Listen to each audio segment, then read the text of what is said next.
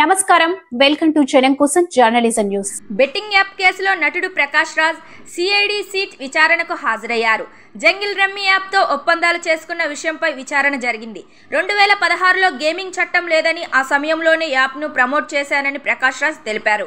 Jungle rummy app ద్వారా తనకు ఎలాంటి నగదు రాలేదని, యాజమాన్యంతో ఆర్థిక లావాదేవీలు జరగలేదని ఆయన వాగ్మూలం ఇచ్చారు.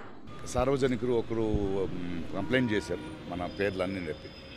సో దాని గురించి పిలిచారు అండ్ వెళ్ళి మాట్లాడాను. 2017లో ఇక్కడ బ్యాన్ అయ్యింది. 2016లో ఇంకా బెట్టింగ్ స్టార్ట్ అవ్వలేదండి. ఆ యాప్ ఒక గేమ్ అనుకుని మేము చేసామండి. ఆ తర్వాత తెలిసింది బెట్టింగ్ యాప్ ఈజ్ రాంగ్, అందువల్ల నేను కంటిన్యూ చేయలేదు. ఆ డీటెయిల్స్ ఇచ్చాను. ఆ తర్వాత ఏదైనా చేశారా, వేరే కంపెనీస్ ఏదైనా చేశారంటే లేదండి అని చెప్పాను. అంతే. బ్యాంక్ స్టేట్మెంట్స్ని అప్పుడే ఇచ్చాము, అందులో ఏమీ లేదని తెలిసింది. బట్ ఒకటి మా మాధ్యమం మూలంగా చెప్తున్నది, ఏదో అది కొందరు పెద్దవాళ్ళు చేశారు, వాళ్ళు చేశారు రూల్స్ అని కాదు. Betting app is wrong. Okay, అది చాలా యంగ్స్టర్స్ జీవితాలు పాడైపోతున్నాయి. 2016లో మనకు తెలియదు అది ఇంకా యాప్గా ఉంది, ఇంకా బెట్టింగ్ స్టార్ట్ అవ్వలేదు. బట్ ఎప్పుడైతే బెట్టింగ్ స్టార్ట్ అయ్యి అది బ్యాన్ అయిందో, యంగ్స్టర్స్కి నేను ఈ మూలంగా చెప్పేది ఒకటే, అంటే నేను బెట్టింగ్ యాప్ డబ్బులు పెట్టి చేయమని నేను యాడ్ చేయలేదని చెప్పడం చాలా ఈజీ. అలా కాదు. అది తెలిసి చేసినా తెలియక చేసినా తప్పే.